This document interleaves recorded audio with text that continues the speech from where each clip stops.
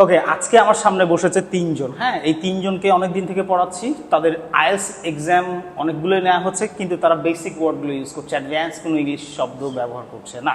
আজকে আমি একেবারেই সিরিয়াস হয়ে এসেছি, তাদেরকে বেসিক না অ্যাডভান্স ইংলিশ কীভাবে শেখাতে হয় একটু দেখেন সবাই। ঠিক আছে, লেটস গো। আমি সাগরের কাছে যাচ্ছি। সাগর, ভালো আছেন?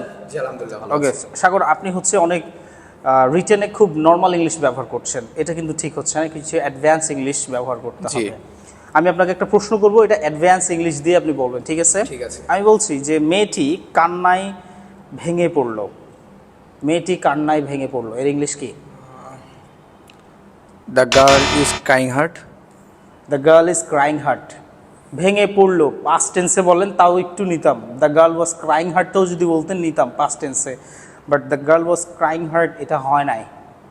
এটা হবে the girl busted into tear.